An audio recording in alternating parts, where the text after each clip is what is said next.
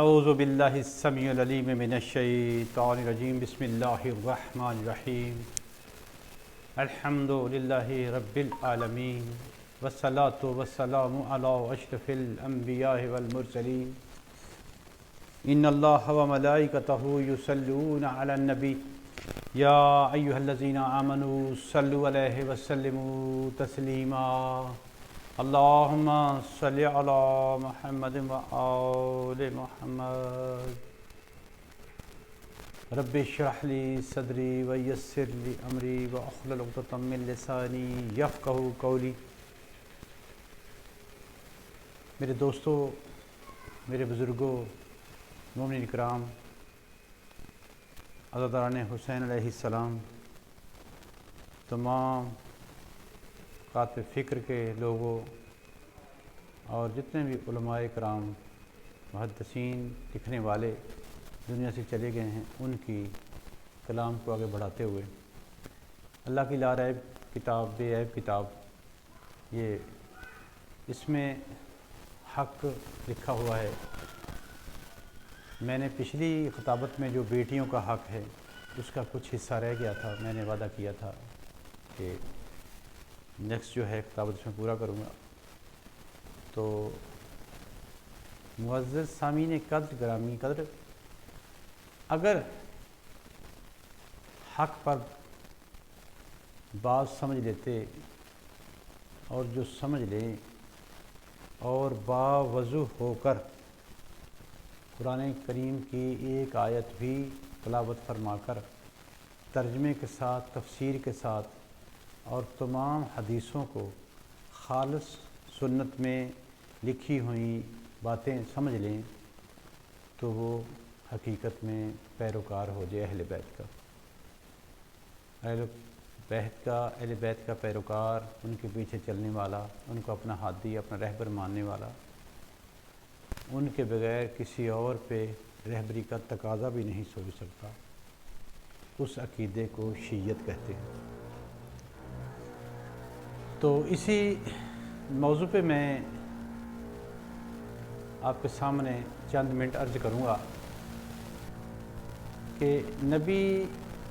اکرم صلی اللہ علیہ وآلہ وسلم اللہ کا پاک رسول، نبی وہ ہوتا ہے جو بے عیب ہو، نبی وہ ہوتا ہے جسے اللہ بنائے، نبی وہ ہوتا ہے جو اللہ کی کتاب کا علم لے کر آئے، نبی وہ ہوتا ہے جو تمام دنیا والوں سے اپنی امت پر فائز ہو، رہبر شریعت ہو، بانی ہو، سمجھانے والا ہو، وہ پڑھانے والا ہو، نہ کہ امت اسے کہے ان پڑھ ہے۔ اور میرا نبی تمام انبیاء سے افضل ہے، یہی اس کی کوالٹی ہے کہ اس جیسا اور کوئی نہیں۔ جب اس جیسا نبی کوئی نہیں تو پھر بندوں نے، وقت کے حاکموں نے جب لکھوایا کہ نبی ہم جیسا، نبی بشر تھا، اس کو بشری تقاضا کہہ کر اس کو کمزور سمجھا، اس کے ذہن کو بھی کمزور سمجھا کہ وہ ذہین بھی نہیں تھا، اس کے دماغ کو ہذیان بھی ہو سکتا ہے۔ یہ ظلم ہوا ہے، یہ زیادتی ہوئی ہے ہمارے ساتھ، ہماری قوم کے ساتھ۔ تو قوم کو سمجھانے والے جو وقت کے علماء تھے انہوں نے بھی ٹھیک بات نہیں پہنچائی۔ اب دیکھی سنی سنائی بات کو آگے بڑھایا، جیسا کہ نبی کی 4 بیٹیاں کہہ دیا، اور سارے سادہ لوگ جیسے ان پڑھ دیہڑی دار مزدور لوگ ہیں، جاہل لوگ ہیں، ان پڑھ ہیں، ناخواندہ ہیں، انہوں نے سنا تو انہوں نے کہہ دیا 4 بیٹیاں۔ تحقیق کرتے ہی نہیں نہ کی، ضرورت نہیں کیونکہ تحقیق کرنے کے لیے ملا کو چھوڑا ہوا ہے، مولوی کو چھوڑا ہوا ہے، وہ جس طرف لگا دے انگلی پکڑی اس کے پیچھے ہیں، وہ غلط کرے صحیح کرے اس کے پیچھے ہیں۔ اپنی ذات کے لیے ریسرچ کرتے ہی نہیں، نہ کسی کتاب کی، نہ قرآن کی، نہ حوالے کی۔ جو میں نے پچھلی کتابت میں سورۃ مباہلہ پڑھ کے بتایا بھی ہے،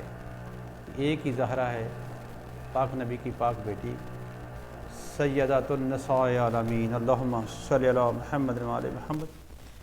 اور وہ ایک بی بی گئی مباہلہ میں۔ اور اس طرح کی کئی روایتیں ہیں جو میں ثابت کر سکتا ہوں۔ ریسرچ کرنے کے بعد ابھی پتہ چلا ہمیں دین حق کے متعلق۔ اب یہاں پہ ایک اور مثال دیتا چلوں تاکہ سمجھ میں آ جائے بات۔ تو یہ بات میں آپ کے سامنے اور رکھنا چاہتا ہوں کہ 4 بیٹیاں اگر تھیں تو کوئی ان پڑھ سے ان پڑھ بندہ تو سمجھے آپ عام طور پہ حیوان ہے نا، حیوان، اس لیے تو اللہ نے کہا کہ کچھ ہیں انسان، کچھ ہیں حیوان، کچھ وہ انسان جو حیوانوں سے بھی بدتر۔ اب 100 مادہ ہو، 100 اس کا بچہ ہو حیوان کا، تو 100 بچہ دور باندھ دو، حیوان کو باندھ دو، جب چھوڑو گے ہر بچہ اپنی مادہ کے پاس جائے گا اور ہر مادہ اپنی بچے کو پہچان لے گی کہ یہ میرا ہے۔ عام بندہ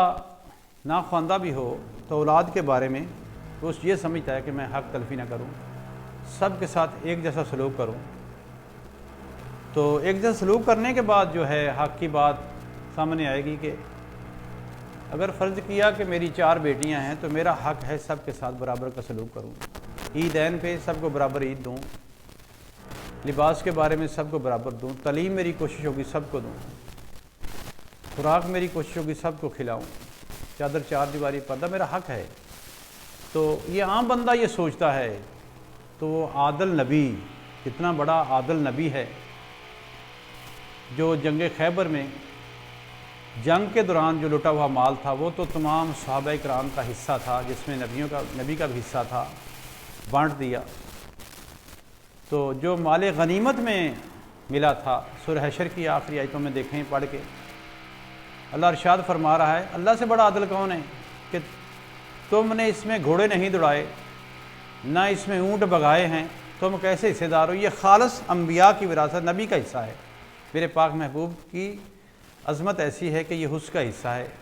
وہ اس کا وارث ہے، وراثت نبی کی وہ جو مال غنیمت ہے۔ تو کتنا بڑی نبی عادل ہے کہ جو ایک بیٹی کے نام تو باغ فدق جو ہے لکھ رہا ہے، وارثہ بنا کے گیا ہے، جو مسلمانوں نے اس دور کے لکھنے والوں نے آج تک تسلیم نہیں کیا۔ کسی نے کہا بنتا ہی نہیں تھا، کسی نے کہا بی بی گئی تھی، مگر نعوذ باللہ استغفر اللہ کہ بنتا ہی نہیں تھا حق، کسی نے کچھ کہا۔ آج بھی میڈیا پہ نیٹ پہ یہی چل رہا ہے۔ تو بات تو سوچنے کی یہ ہے کہ اگر پاک رسول کے بعد یہ ثابت ہو رہا ہے ایک بیٹی کے نام یہ حصہ لکھا ہے، ایک بیٹی حق مانگ رہی ہے،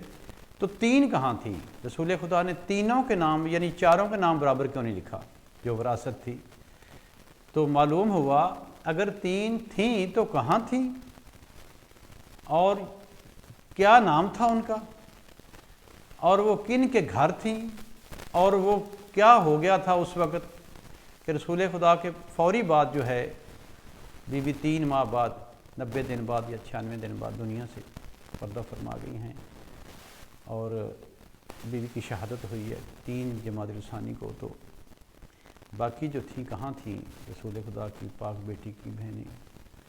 تو ان کا ذکر کیوں نہیں آیا؟ اگر